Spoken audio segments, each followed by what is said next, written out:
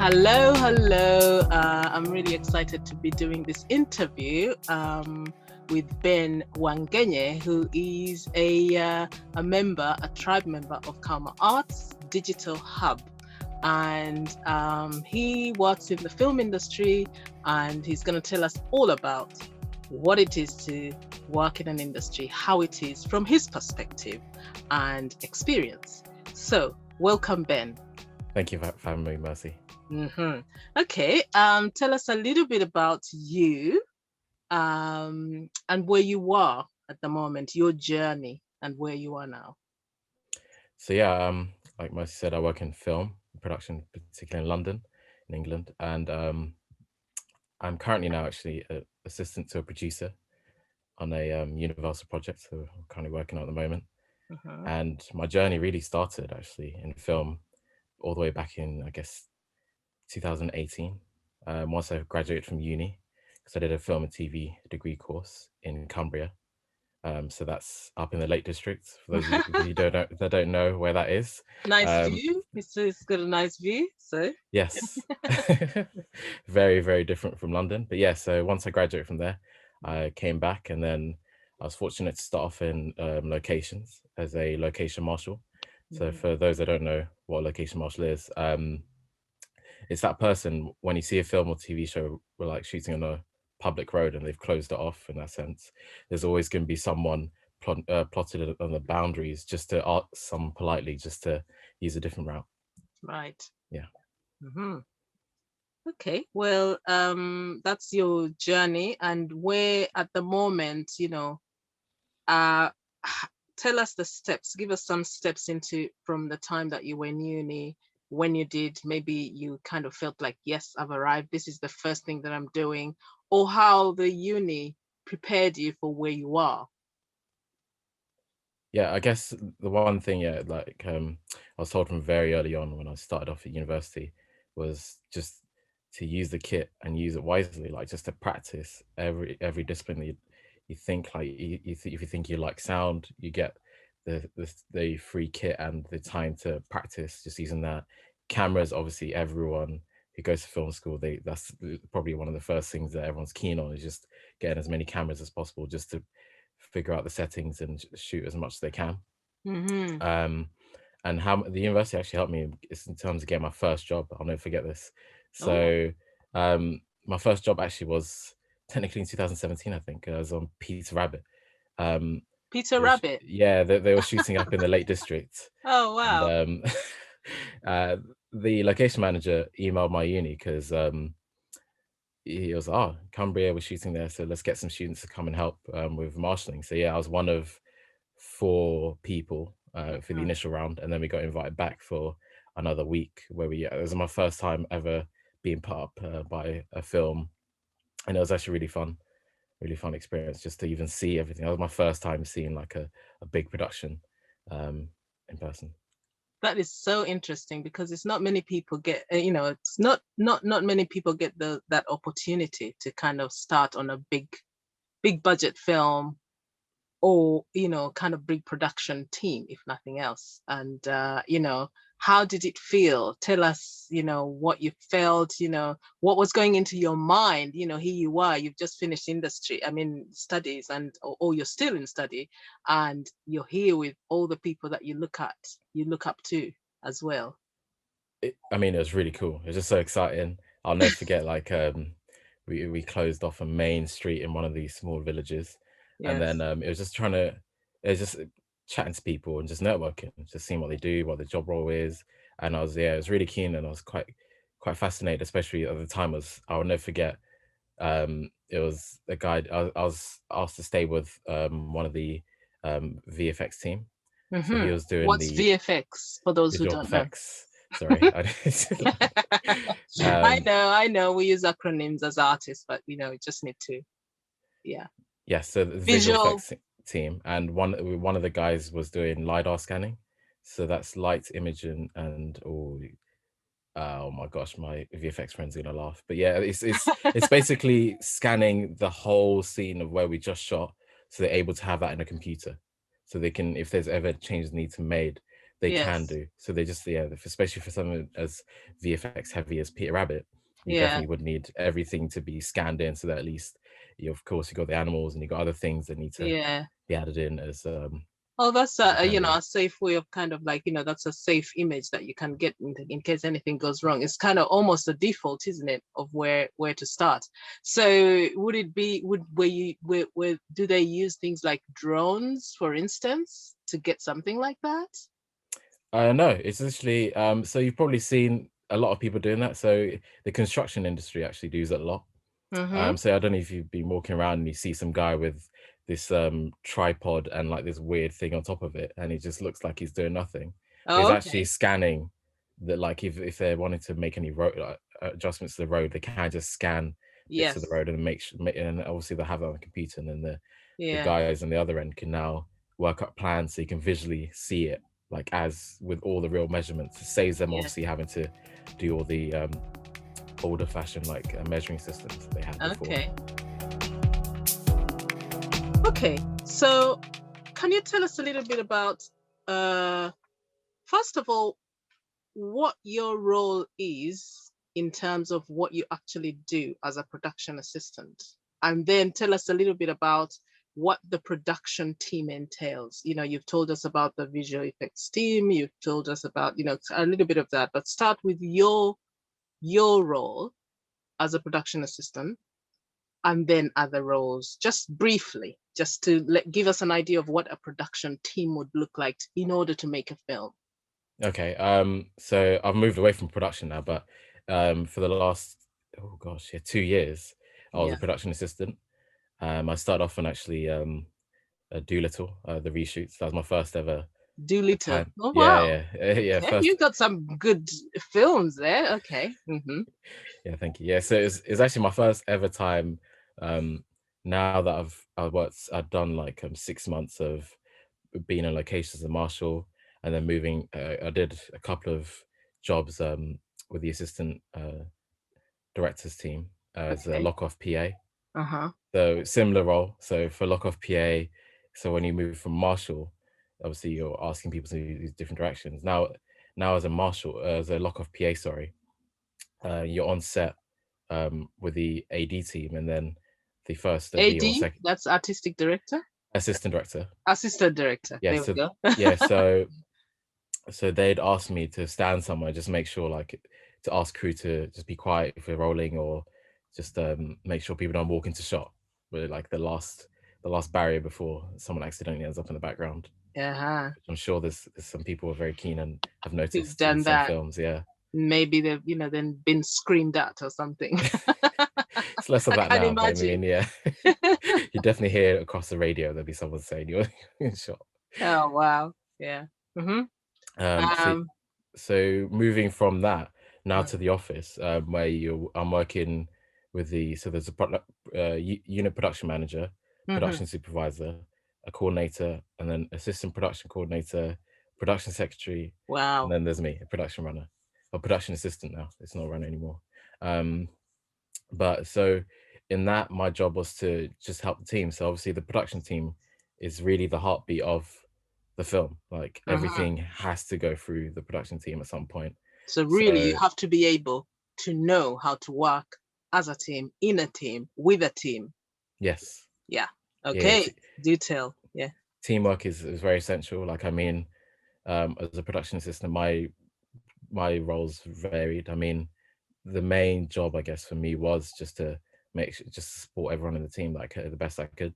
Obviously, that's through like whether I have to get lunch, make teas, um, and then there'll be like is making sure the kitchen just is fully stocked. Yes. Obviously, COVID time now, it's a bit different depending on which show you're working on, Mm, but yeah, I mean, it'll be insane. Like there's times where um I'd be helping the production secretary with getting people to sign certain contracts. So mm, this is pre-COVID time, so they'd print it off, and then I'd run to set to find that person, get it there, done there and then run it back to them.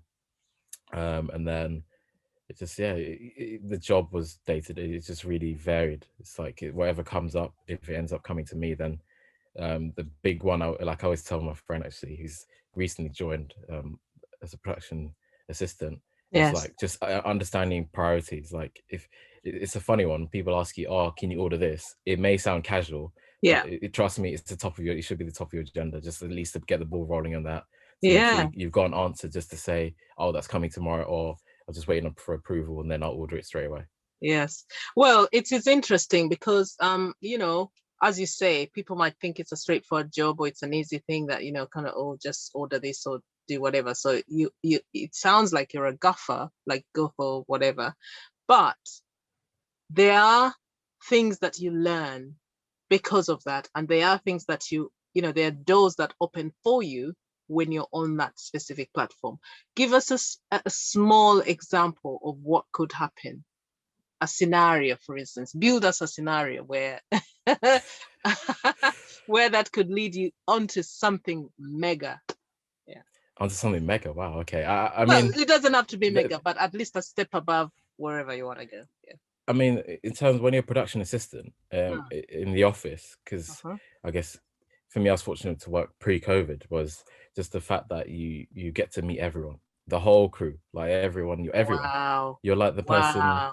like so you may end up with cast one day, next thing you know, you're with the DOP, director, you might What's be having a the couple of things. DOP? Director of photography. Yeah, okay, thanks. Yeah. So it's kind of just, it's that role is such a grounding role, especially if you want to go into film and to figure out what you want to do. And if you know what you want to do, that's even better, because now people know of you, they know you can work because you're obviously in the team, and they'd be able to help you with getting another role.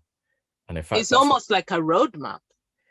Yeah, I mean, it's definitely a good role where you kind of, it grounds you in the mentality of how the industry works. There's you get to see a lot because you're everywhere. And you meet a lot of people that you wouldn't otherwise, or bump into them, or maybe bump into them on the lift or something. So have you prepared your elevator pitch, for instance? That's a good one. Yeah, I mean, everyone has theirs ready. I'm sure there's always that moment where it's kind of like, even with me now, like, yeah, everyone, when people ask you, oh, so what do you want to do? That's normally with people who have done this for like 10 years plus, they always ask you, like, ask people new, like, oh, so what you wanted to do in the future. Like, I always always tell them, producer, I want to be a creative producer to work on kids films. Okay. And that has been my elevator pitch for a very long time now. I just want to delve a little bit into the elevator pitch, because there's something that they say, okay, you want to be this, which is easy. I want to be say, like, I'm a writer. And then somebody says, I change people's lives, for instance. So it's kind of like being vague and being very specific. So how do you manage to do that? Because everybody would say, oh, I want to be a creative producer. And maybe somebody would say, oh yeah, somebody else would say the same thing. But what is unique about you that they will have to say, oh, I met a guy in that elevator and he said something which blew my mind? I guess for me, I want to, because I'm very specific about the audience I want to target. So I want to target the diaspora kids in particular. Okay. So that's something that You mean the African diaspora? African diaspora, sorry, specifically African diaspora, yes. Okay. Around the world, yeah. Right. So you're telling the African diaspora stories. You want to tell the African diaspora stories. Exactly. And that's why you're a creative producer. And so what have you achieved at the moment? What do you think? What have you achieved? You can answer it that way, or you could go the angle of, you know, success. And what successes have you achieved at the moment? And what does success look like, really? I mean, success for me now is just, I mean, especially now, just being able to have a job, like being assistant to producer. I'm very fortunate now because I'm involved in more the creative side and just really learning and soaking it in, and actually having my opinion like listened to. Like, wow. Tell us a little bit about that. Yes, I mean, it's quite cool because obviously when you're going through like scripts, like it's just being able to say, oh, what happens with this? Like, just asking questions. I think that's, for me, that's key, because obviously with the stories that people have successfully made before and are continuing to do so, it's very important, obviously, that they're the people above me are very keen to just listen to fresh ideas. Like that's something that these guys are obviously pros at what they do, and to even have us in and just to even have a say, and like they can listen to what we have to think about things based off our experiences is very interesting. I mean, that's very, like I said to my mum recently, actually, very privileged at the moment. Yeah. Wow. Well, I know you might not be able to say secrets. I know there's always secrets in there. There's always kind of things that happen in there. But it would be lovely to hear some kind of interesting background things that happen. But even if it's just naming a few names, who you rubbed shoulders with, and give us some kind of story of some sort without giving away too much. Oh my goodness. Actually, I had that laugh is very telling. Okay. Yes, there's a few stories. I think I mean, oh gosh, I don't know. Just give me a second, sorry. So think about this one in terms of just people who rub shoulders. I don't really like to think of it that way. I mean, there's moments where, like, when I was on Doolittle, I'll never forget this one actually. So what I said before, I was obviously running things to set and to and from set. It's crazy. I'll never forget this. I was on set one day, and then the Avengers trailer came out. The Avengers trailer. Yes. Okay. Yeah. I think it was Endgame, and yes. I would never. I was literally stood there, and then Chris Castaldi, who was the first AD there, and for those who don't know, he's basically was the first AD for. What's his name again? Chris Castaldi. Okay, yeah. He was the first AD for all the Avengers films, everything. Like, wow. Any Russo brothers thing, he's done. He's done up until he done the Avengers Endgame. So it's just like I'll never forget. I was standing there, and then there's me, producer, him, and another PA, all watching on his phone the Endgame trailer, and I was just there like, what's going on there? But it's hard work, isn't it? Oh yes, it is very hard work. Yeah. So tell us a little bit about the unglamour of industry. I mean, it's definitely not for the faint of heart. If you're thinking it's gonna be like a 9 to 5 where you can just the days can be very long. I mean, just to give you an idea, it's normally contracted 12 hours a day. Well, when we're shooting, yes, that's like it can be that. I mean, there's a different thing called a continuous working day. So that's 10 hours of shooting, and then that's where lunch will everyone eats lunch on the go, and it's just, I think, to be honest, I prefer that because then it means we're out quicker at the end of the day, rather than having a break. Yeah. Well, one could say yes, that's good, and another healthy person would say no, actually you need a break. Yeah, I mean, but then again, isn't that where, when you have a break and when you're having lunches and stuff like that, when you meet people, talk to people, that's another opportunity of networking as well. Yeah, isn't it? I mean, and just to go on that, it's just because I guess this is probably from when I worked on Star Wars. That was with the assistant director. Star Wars. Okay, tell us about Star Wars. Episode 9.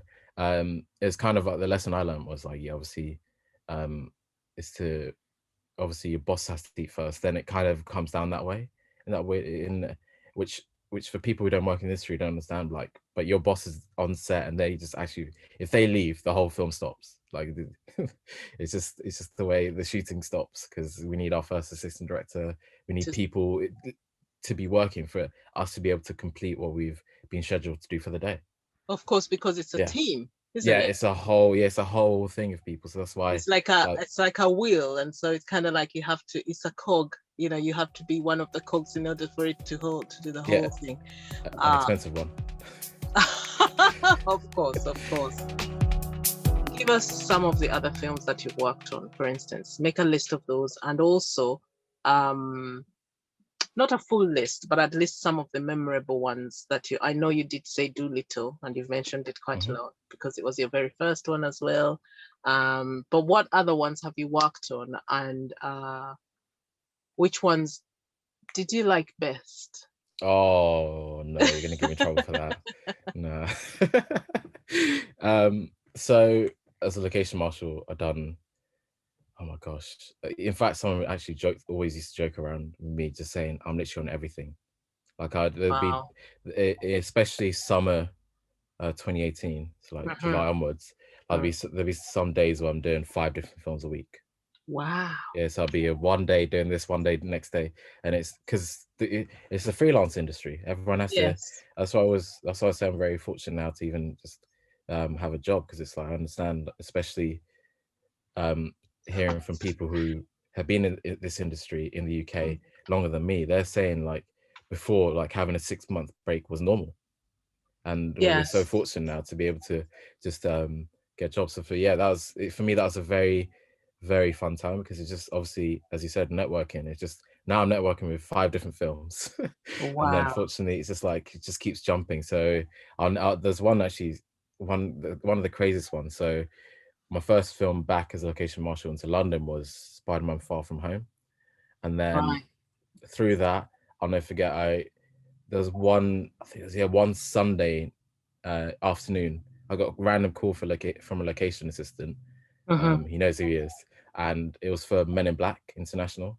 Ooh. And it was the craziest call, because he literally called me and goes, "Oh Ben, just had someone let me down. Is there any chance you can come to St. Paul's and like as soon as possible?" And I was like, "Yep, I'll be there in an hour and a half." I want us to kind of move away a little bit from the UK industry. Yeah.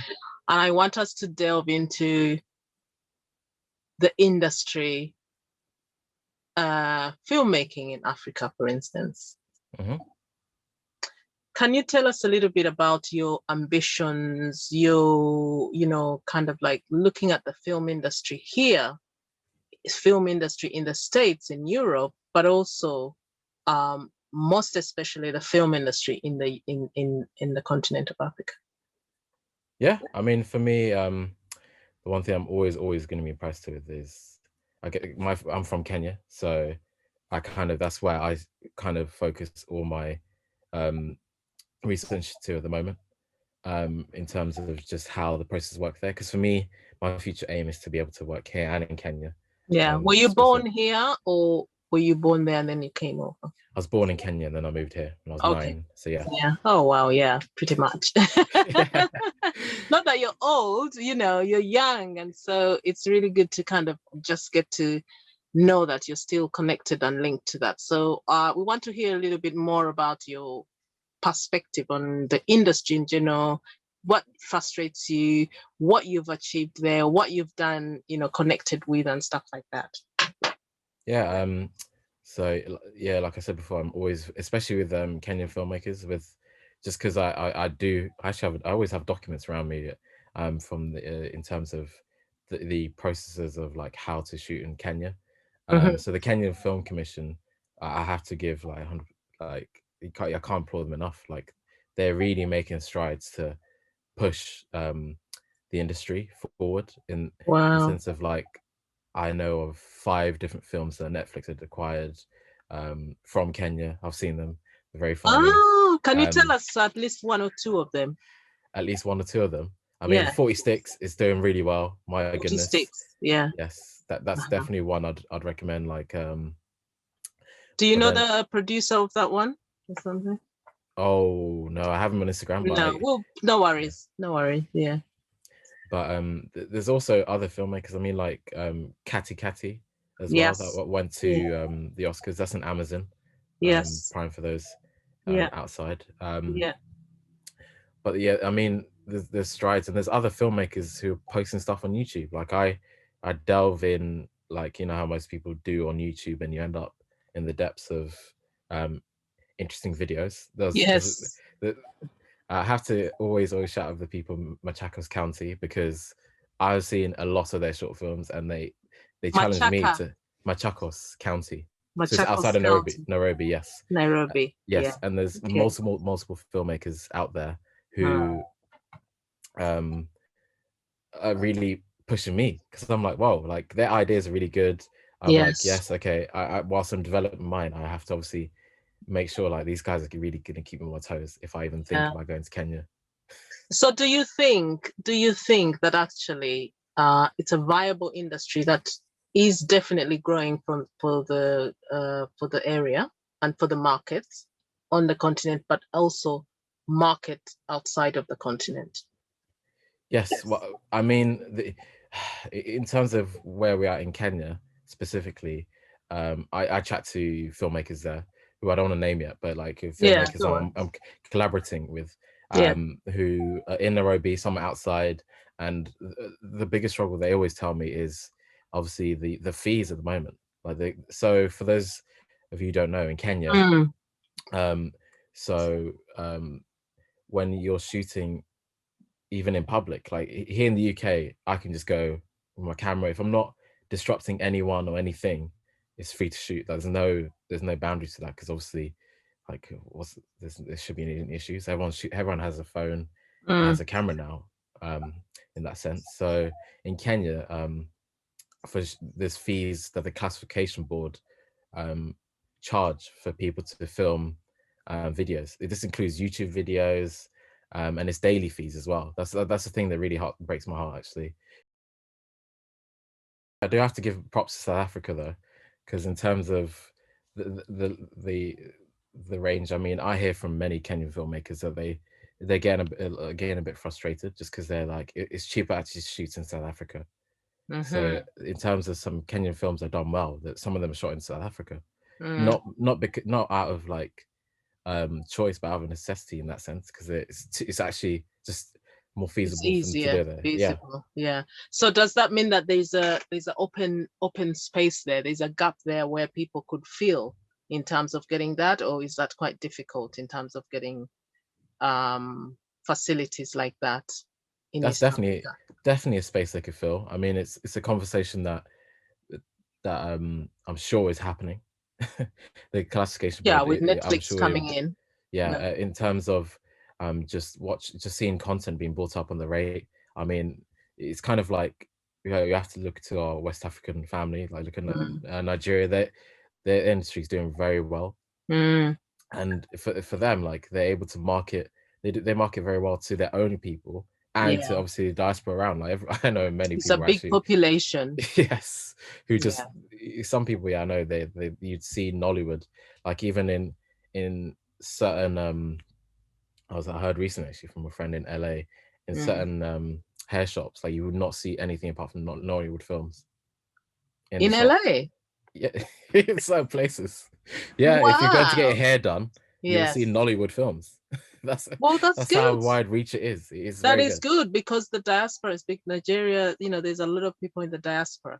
But then Yeah, when you even think about, and I think that is something which should be commended actually, because that's how things spread. yeah, When you think about things like Afrobeats and, all of that, it's spread, and it's just, maybe it's a trend and a brand that's actually expanding, and people are loving it and liking it. There's also the profile raising of the country if you have yes. such films, because our friend Lupita Nyong'o, for instance, you She's know, lovely. She's lovely, by the way. she's Kenyan. And do you think that the industry is growing, and the film industry is growing and is booming in Kenya? And you can accredit that partly to the fact that she got some fame from that, or is that something not quite? Well, I mean, everyone helps. Like, I always tell people, especially who are like, "Oh, but I'm not doing this compared to this person." Oh, Like, and stop Obama, comparing. obviously. Yeah, Yes. Obama raised the profile. I mean, Yeah. there's many and many things that happen to help an industry. I mean, Lupita is part of it. Yes, Yeah. she's lovely. I actually met her. Oh, I worked on okay. I worked on one of the films I worked on 355. Yeah, so she came Okay. over. So that was very exciting. I mean, that's coming out, I think, next Oh, year. wow. That's Um, interesting. I know she's doing some really interesting things anyway. yeah. So, So yeah. yeah, And she's there's a lovely. book as well, I think Sule or something. Yeah, they're making that into a film? Netflix film. Yeah. Ah, you're gonna be on that. No, it's animated, I think.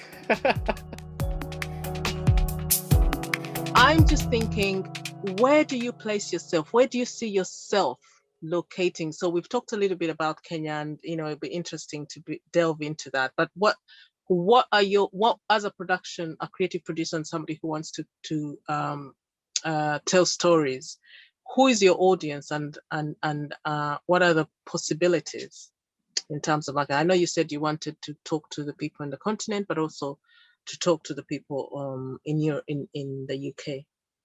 Yeah, I mean, what kind of way I see myself is, I think from the last estimate I saw was there's 200 million, estimated 200 million African diaspora around the world. It's actually 300. Is it 300 now? I think that's it's even 300. better news. Well, maybe it's not. But when you add on 200, 300, I think when you add on the Caribbean in general and all the other places, I think, yeah, it's debatable. I might be wrong. Yeah. But that's one of the last estimate I saw was 200, but this is like, I think it's 2016 last I saw. Oh wow! And now so it's probably out of date now. But like, my target is that, and then obviously, like you're saying about Africa having, well, between 1.4 or 1.6 somewhere there billion. Yeah. Obviously, a young population. So the thing is, it's only going to grow. Yeah, so average I've is seen the 30, estimates between 30 and so 30, 35, the average people. Mm-hmm. So having looking at I look at the estimates of where the African population is going to go, and it's just it's something that, obviously for me, just having grown up in Kenya for a shorter period of my life now, in that sense, that's a young age. Yeah. It'll be hard for me not to. You're really British. Yeah.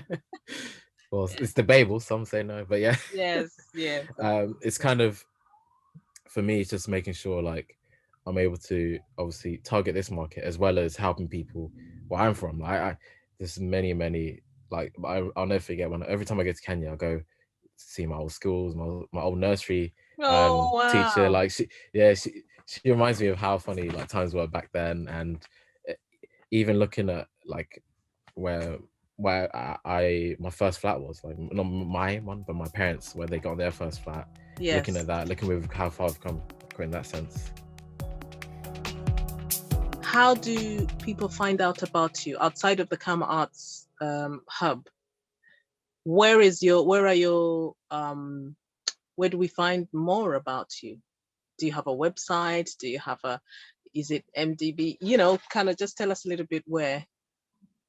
Yeah, I mean, Instagram is always the place that I'm always on. Every day. I mean, I help a couple of people, like film students here. A couple help asking me questions. That's one. Twitter as well. So you do some, you do respond to some answers. Some questions for students. I respond to everyone as fast as I can. Okay, that's good. That's good. Yeah, you give. I understand the hustle. Like, in 2018, one thing, before I managed to get my first job on Spider-Man, one thing a lot of people didn't realize, and you can actually ask my parents that they'll attest to this, I was emailing, I think on average 50 people a week, my CV. Wow. I was hounding down people's emails on the internet. Like, you have to get really good at searching for people and just hopefully hit them at the right time. Yeah. Oh, you didn't mention Spider-Man even. There's another one. I did, yeah. But I did before. You did. You did actually. Far From Home. Yes, you did. Yeah. So yeah, like, that's why, like, if someone asks me now, I will get back to you as fast as I can. Instagram. Yes. It's Instagram. And then you have a page on, in the film industry, basically. Where do people get to find information about it? So for those who don't know. So for those who don't know, when you work in film, I guess the first thing I look at is someone's IMDb. So on Amazon, they have an Internet Movie Database, and then it's kind of like, I guess, IMDb. Yes, everyone kind of uses it just to look at who's directing. But then when you look past the cast and you click on all filmmakers, you can see everyone who's attached themselves to that film.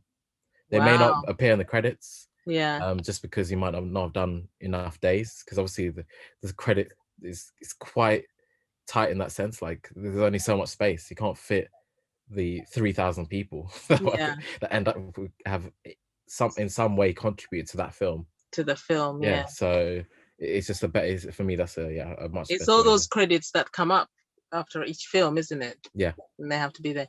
But I think that's a good place to kind of start in terms of, looking for people. Yes. Maybe if you're working as a producer or you're kind of bringing a cast or crew together. So I think it's a good place to be. So it's important for us to know what it is. What does IMDb stand for? Internet Movie Database. Internet Movie Database. And it's a service that's been paid for, isn't it?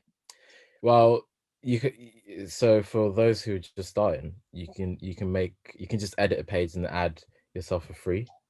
One thing I always recommend, especially for those who are trying to get into jobs, you can sign up for a 30-day free trial, which I did. Yes. And I utilized that 30 days. It was like, that's why I was sending 50, because it's like you're looking for people who you're wanting to work under or work with, and hopefully their email's there. Sometimes it's not, but in fact, you'd be surprised who has their email there. I don't want to say who's got their emails, just save them. But like, in terms of my emails there, I put my email there, so I get random things email me every so often. Like, the most recent one was about charter planes. Can't afford that, but I mean, you got to hustle. I mean, now that I have that company, if someone asks me, oh, do you happen to have a company for charter planes, just forward them across. Wow, that's how it works. Well, that's interesting. That's important to know anyway. So in a way, it's like a Wikipedia of some sort, but for artists. Filmmakers, particularly here and in the US. I mean, in the US, I guess the studio side of things, I have a LinkedIn as well. Yeah, but not a lot of people, if you're not in the US or Europe, if you're on the continent, it's not easy to be to have a page there, because you have to pay for that. How much does it cost? I mean, you don't, if you want to, you can have a free page, but if you want to add in your picture, your own bio, that's when it costs. But for me, I just made a page and attached myself to the films. Like it's free to do that, because at least that's in terms a starting of access point. Exactly, as access, just so that people can be like, oh, they've done this, they've done that. Yeah, so I think these are some of the things that people don't know about. So unless we're saying that, would there be another, kind of something like that for the continent or for the different countries, the different continents? Say, like, if you're talking about the African continent, would they then have an IMDb type of thing? I wouldn't think they would need to do that, just because with Amazon and IMDb, in terms of Amazon own IMDb. So in terms of, can you hear me? It's international. Yeah, I can. Yeah, so it's very international. Like, in terms of every film that the database on that is so big, and you can see who's done what. I think the better strategy to focus, especially for us, to be there, but to make sure we're there. It's certainly been very insightful, and it has been very, very, very useful information, and it's a pleasure to even give us your insight and experience in the industry. And I know you're going to make it great, and we'll be following you, we'll be watching, and good luck to you in everything that you're kind of thinking about. And I know that you have some fantastic ideas, which we won't share on this platform, but I suppose we'll have to just watch the space. So it's been a pleasure talking with you, and I hope you've enjoyed. Whoever is listening, I hope you enjoy all this, and I'm sure this is not going to be the last of many conversations that we have. You're a member of the hub, the digital hub that we have at Kauma Arts, and if people have not joined the tribe, kaumaarts.com, go on the website. It's free to join. There's loads of creatives there to find, and I don't know, what do you think about the actually I should have asked you that. What do you think about the hub at the moment? So in terms of the hub and the Kauma Arts, it's really good. I mean, in terms of just having a platform where you have diaspora and the arts, African diaspora, in terms and the arts, just being able to find and see what other people are doing, for me, is incredible. Yes. Like, it's really, really encouraging. Like, that's actually where Nang, one of my documentaries, is actually on Kiasi TV. Yes. Yes, so that was Kiasi TV. Yes. Kiasi That's TV. one of the. So yeah, one of the other members, Yes. Sam, Yes. his platform. So for me, it's just it's a really good platform to be on, and like you said, it's free. I mean, Yeah. people have Facebook, all this, so why not join this and actually have a specific thing to help you with your career? It's a support, kind of like a what's it called, a circle of like-minded people, creatives, different art forms. And so, you know, as you say, it's not just if you're in the film industry, you will need somebody in dance, you will need somebody in you know, I don't know, whatever else, arts, you know, live arts or performing arts. So thank you so much. And pleasure's mine. And I'm saying that you've had Ben here first, so watch the space. Thank you very much. Oh, thank you so much. Thank you. Bye. Take care. Okay, bye. Bye.